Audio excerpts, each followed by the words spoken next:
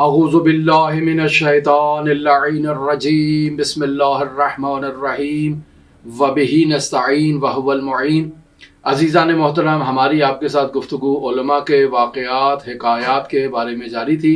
मरहूम आयतुल्लाह शेख मोहम्मद तक़ी बहजत फ़ूमनी रहमतुल्लाह अलैह के वाक़यात को हम आपकी खिदमत में बयान कर रहे थे। ये जो वाक़या मैं आपकी खिदमत में बयान करना चाहता हूँ, इसका उन्वान यही है कि सदाकत के अंदर ही नजात का रास्ता पोशीदा है। माजरा कुछ इस तरह से है कि एक तालिब इल्म जिनका नाम हुज्जतुल इस्लाम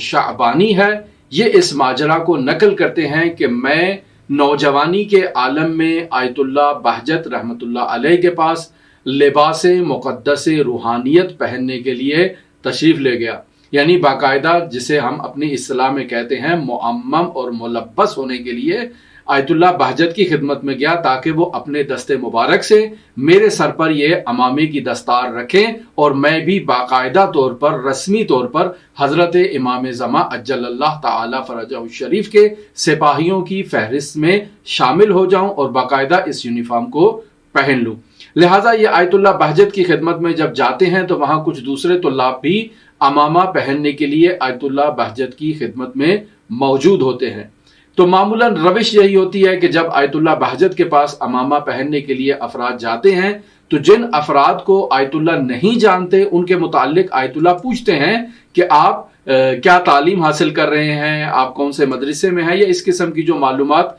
रस्मी तारुफ एक आयतुल्लाह पूछते हैं। तो ये आगा शाबानी कहते हैं कि मैं जब आयतुल्लाह की खिदमत में गया तो उन्होंने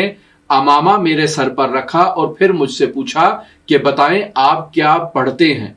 इन्होंने कहा कि मैं लुमअतैन मुकम्मल कर चुका हूं। ये दो किताबें हैं जिसे बाकायदा हौज़ाए इल्मिया में पढ़ाया जाता है।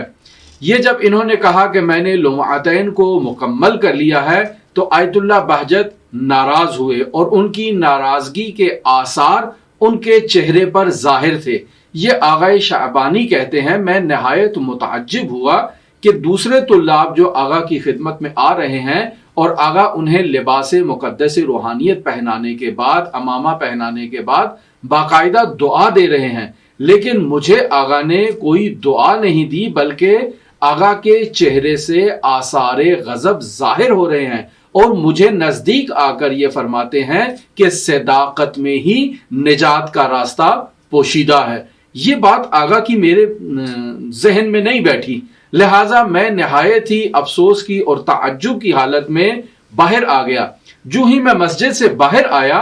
तो मुझे ये बात जहन में आई कि मैंने तो अभी लुमा मुकम्मल की ही नहीं है। मैंने तो लुमा की कुछ छोटी किताबें अभी पढ़ना मेरे लिए बाकी हैं, बल्कि मैंने सिर्फ बड़ी बड़ी उम्दा किताबें उसकी पढ़ी हैं और बाज़ छोटी किताबें जिसे मामूलन हौज़ाए इल्मिया में आजकल तर्क कर दिया गया है और उन्हें नहीं पढ़ा जाता, मैंने अभी वो किताबें नहीं पढ़ी हैं। लेकिन चूंकि गालिबन जो किताबें पढ़ाई जाती हैं उन्हें मैं पढ़ चुका हूं, लिहाजा इस बिना पर मैंने आयतुल्लाह से ये कहा है कि मेरी लुमअतैन की किताब जो है वो मुकम्मल हो चुकी है। लिहाजा जब मुझे इस बात की तरफ तवज्जो हुई तो मैं वापस पलटा मस्जिद की तरफ और आयतुल्लाह की खिदमत में दोबारा शरफयाब हुआ और मैंने आयतुल्लाह से ये कहा कि मामूलन जो किताबें हौज़ाए इल्मिया में राइज हैं, पढ़ाई जाती हैं, मैंने वो तमाम किताबें पढ़ ली हैं, लेकिन कुछ किताबें अभी बाकी हैं। और चूंकि मैंने ज्यादा मुअज़्ज़म हिस्सा जो उसका हौज़ाए इल्मिया में पढ़ाया जाता है वो पढ़ लिया है, इस वजह से मैंने आपसे ये अर्ज किया था कि मैं लुमअतैन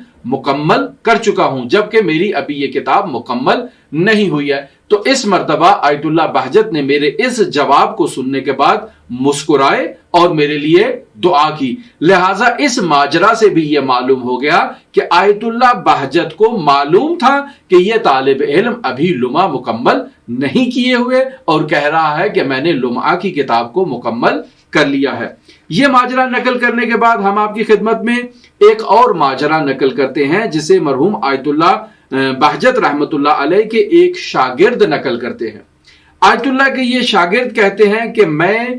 कोम शहर में एक ऐसे इलाके में जिंदगी किया करता था कि जहां मेरे घर के अतराफ में कोई दूसरा घर मौजूद नहीं था, यानी एक बयाबान, एक ऐसी किसी जगह पर मेरा घर था जहां दूसरी आबादी मौजूद नहीं थी। میری روٹین یہ ہوتی تھی کہ میں صبح آیت اللہ کی خدمت میں آتا تھا، نماز پڑھتا تھا، نماز پڑھنے کے بعد آیت اللہ کے درس خارج فقہ اور اصول میں شرکت کیا کرتا تھا۔ معمولاً آیت اللہ کا درس فقہ صبح ہوا کرتا تھا اور درس اصول بعد از ظہر ہوا کرتا تھا 5 بجے کے قریب، اور پھر وہ درس میں شرکت کرنے کے بعد میں آیت اللہ کی نماز مغرب میں شریک ہوا کرتا تھا، اور پھر اس کے بعد میں اپنے گھر واپس جاتا تھا۔ یہ میرا ہر روز کا شیڈول ہوتا تھا۔ تو ایک روز نماز مغرب پڑھنے کے بعد جب ہم مسجد سے خارج ہوئے تو آیت اللہ نے میرے قریب آ کر مجھ سے پوچھا کہ آپ کا گھر کہاں پر ہے؟ میں نے آیت اللہ کو بتایا کہ میرا گھر قم شہر کے فلاں علاقے میں اور فلاں جگہ پر ہے۔ تھوڑا سا آیت اللہ نے تدبر کیا اور مجھے کہا کہ آپ فوراً گھر واپس چلے جائیں اور آئندہ ضرورت نہیں ہے کہ آپ نماز مغرب با جماعت شریک ہوا کریں، آپ گھر میں رہا کریں اور گھر میں نماز ادا کیا کریں۔ میں نے جب آیت اللہ کے ان کلمات کو سنا تو مجھے یقین ہو گیا کہ آیت اللہ کے یہ کلمات حکمت سے خالی نہیں ہوں گے، لہٰذا میں فوراً اپنے گھر گیا۔ جیسے ہی میں گھر پہنچا، دروازہ کھولا میں نے تو آگے میں نے دیکھا کہ میری زوجہ اور میری بچی جو ہے وہ سہمے ہوئے گھر کے صحن میں بیٹھے ہوئے ہیں۔ میں نے ان سے ماجرا پوچھا کہ کیا مسئلہ ہوا ہے، آپ لوگ یہاں پر کیوں پریشان ہیں، کیا پریشانی آپ کو لاحق ہوئی ہے؟ تو میری زوجہ نے کہا کہ ہمارے گھر کے اندر ایک بچھو ظاہر ہوا تھا، جس کے خوف سے میں اور میری بیٹی یہاں صحن میں خوف کے مارے آ کر بیٹھ گئے ہیں۔ اب ہمیں اندر جاتے ہوئے ڈر لگتا ہے، لہٰذا یہ عالم دین کہتے ہیں کہ میں فوراً گھر کے اندر گیا، میں نے گھر کی صفائی کی اور پھر اس کے بعد میں آیت اللہ کی نماز مغرب میں شریک نہیں ہوا۔ تو عزیزان، اس طرح سے ہمیں یہ بھی معلوم ہو جاتا ہے کہ آیت اللہ بہجت رحمت اللہ علیہ کو خداوند متعال کی طرف سے بعض باتوں کے بارے میں علم عطا کیا گیا تھا، جس سے وہ لوگوں کی رہنمائی اور ارشاد کیا کرتے تھے۔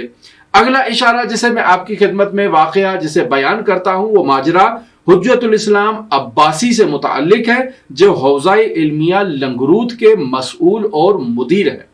یہ ماجرا اس طرح سے نقل کرتے ہیں کہ میں آیت اللہ بہجت کی مسجد کے اوپر والے پورشن میں بیٹھا ہوا تھا۔ معمولاً آیت اللہ بہجت کی مسجد فاطمیہ جہاں پر وہ نماز پڑھایا کرتے تھے، اس کے نیچے والے پورشن میں نماز جماعت ادا کی جاتی تھی۔ اگر لوگوں کی تعداد بڑھ جائے تو باہر صحن کا دروازہ بھی کھول دیا جاتا تھا، اور اگر مزید تعداد بڑھ جائے تو اوپر چھت میں جو پورشن ہے وہاں پر لوگ اتصال کر کے نماز جماعت میں شریک ہوا کرتے تھے۔ اور ہم نے یہاں تک دیکھا ہے کہ بسا اوقات آیت اللہ کی نماز جماعت میں اس قدر رش ہوتا تھا کہ مسجد کی چھت میں بھی لوگ جا کر پہنچ جاتے تھے، اور بسا اوقات مسجد کی گلی میں اور وہاں پر بھی لوگوں کی صفیں جو ہے نا وہ طولانی ہو جایا کرتی تھی۔ تو یہ حجت الاسلام عباسی کہتے ہیں کہ میں مسجد کے اوپر والے پورشن میں موجود تھا، نماز جماعت ختم ہوئی تو میں وہاں پر بیٹھا تھا اور مجھے ایک استخارہ کروانا تھا، اور مجھے آیت اللہ بہجت کے سامنے جاتے ہوئے شرم آتی تھی، لہٰذا میں یہ چاہتا تھا کہ کسی طرح سے میرا یہ استخارہ ہو جائے۔ میں نے اپنے دوست سے کہا کہ آپ تشریف لے جائیں نیچے اور جا کر ایک استخارہ آیت اللہ بہجت سے کروا کر مجھے اطلاع دیں۔ میرا دوست نیچے جاتا ہے۔ آیت اللہ بہجت معمولاً جب استخارہ کرتے ہیں، میں پہلے بھی عرض کر چکا ہوں کہ وہ اشاروں میں جواب دیا کرتے تھے، مثلاً یوں اشارہ کیا کرتے تھے، یوں اشارہ کیا کرتے تھے، یوں اشارہ کیا کرتے تھے، اور ان اشاروں کا ایک مخصوص معنی ہوتا تھا جسے مخاطب کو معلوم ہوتا تھا کہ آیت اللہ استخارے میں کیا نتیجہ بیان کر رہے ہیں۔ لہٰذا یہ حجت الاسلام عباسی کہتے ہیں کہ میرا دوست گیا، نیچے کافی رش تھا، تمام افراد استخارے کے لیے آیت اللہ کے گرد موجود تھے۔ جیسے ہی میرے دوست کی باری آئی اور اس نے استخارہ کروایا آیت اللہ سے، تو آیت اللہ نے میرے دوست کو استخارے کا جواب نہیں دیا، بلکہ مسجد کی چھت پر بیٹھے ہوئے مجھے اوپر والے پورشن پہ اشارہ کر کے استخارے کا جواب انہوں نے بتایا کہ آپ کے استخارے کا جواب یہ ہے۔ تو اس سے ہمیں معلوم ہو گیا کہ آیت اللہ بہجت کو معلوم تھا کہ یہ جو شخص استخارہ کروانے کے لیے آیا ہے، استخارہ اس نے اپنے لیے نہیں کروانا بلکہ اس شخص کے لیے کروانا ہے جو مسجد کے اوپر والے پورشن میں موجود ہے۔ میں آگے والی حکایت بھی آپ کی خدمت میں نقل کرتا ہوں، اور یہ حکایت ہے حجت الاسلام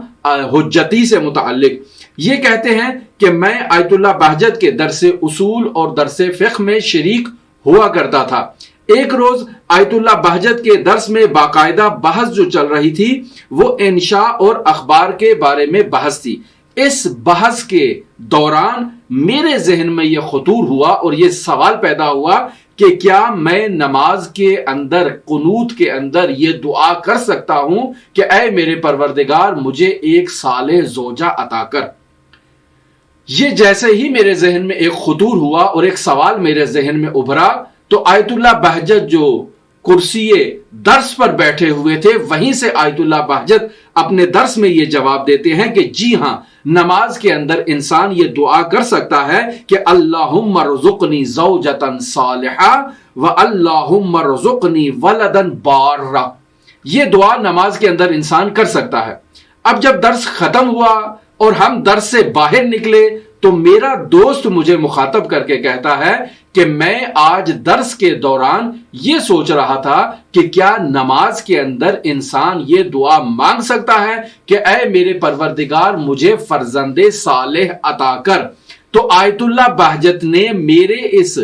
سوال کا جواب سنے بغیر اور بتائے بغیر درس کے دوران دیا کہ آپ نماز کے اندر یہ دعا کر سکتے ہیں کہ اللہم ارزقنی ولدا بارا۔ تو پھر میں نے ان کو بتایا کہ میرے ذہن میں بھی ایک خطور آیا تھا اور وہ زوجہ سے متعلق تھا، لہذا پہلا جواب میرے سے متعلق تھا کہ اللہم ارزقنی زوجتا صالحہ۔ تو عزیزان، یہ واقعہ بھی آپ کی خدمت میں نقل کر دیا اور اس مضمون سے متعلق آخری واقعہ میں آپ کی خدمت میں نقل کروں۔ ایک سید بزرگوار طالب علم یہ واقعہ نقل کرتے ہیں کہ میں معمولاً نماز مغرب آیت اللہ بہجت کی اقتداء میں انجام دینے کے بعد آیت اللہ کے ساتھ ان کے گھر تک جاتا تھا اور ان کی مشاہدات کرتا تھا تاکہ ان کو گھر تک چھوڑ کے آؤں، اور میرے ساتھ اور بھی افراد آیت اللہ کے عقیدت مند ہوا کرتے تھے، اور معمولاً یہ روش حوزہائے علمیہ میں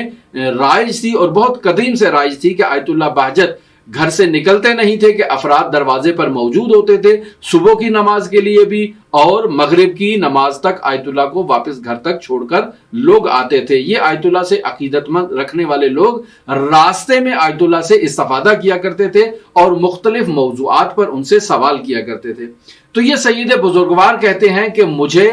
یہ ذہن میں خطور تھا کہ میں آیت اللہ سے کیا یہ سوال کر سکتا ہوں کہ آپ میرے شجرہ نسب کے بارے میں تحقیق کریں اور مجھے بتائیں کہ کیا میرا شجرہ نسب درست ہے یا درست نہیں ہے، کیا میں واقعاً ایک سید زادہ ہوں یا نہیں۔ تو یہ میرے ذہن میں ابھی بات گردش ہی کر رہی تھی کہ ہم آیت اللہ بہجت کے گھر پہنچتے ہیں، تمام افراد آیت اللہ سے خدا حافظی کرتے ہیں، اور جب میری باری آتی ہے کہ میں آیت اللہ سے خدا حافظی کروں تو بغیر اس کے کہ میں آیت اللہ سے کوئی سوال کروں، آیت اللہ بہجت مجھے کہتے ہیں کہ اگر آپ کو شجر نامے کے بارے میں کوئی تحقیق کروانا ہے تو فلاں شخص کی طرف آپ رجوع کر سکتے ہیں، وہ اس کام میں مہارت رکھتا ہے۔ تو عزیزان، آیت اللہ بہجت رحمت اللہ علیہ کے واقعات حکایات سے متعلق ہم نے اپنی گفتگو آپ کی خدمت میں کمپلیٹ کر دی۔ آج سے ہم آیت اللہ بہجت کے وظائف عملیہ کے بارے میں آپ کو بتائیں گے کہ وہ مطالب جو آیت اللہ سے استفتاء کی صورت میں اخلاقی نصائح پوچھے گئے یا جو آیت اللہ نے اپنے درس میں خود طلاب کو بیان کیے وہ کیا نصائح تھے، ان کے بارے میں ہماری آپ کے ساتھ گفتگو جاری رہے گی، ہمارے ساتھ رہیے گا۔ اللہم صلی علی محمد و آل محمد وعجل فرج قائم آل محمد۔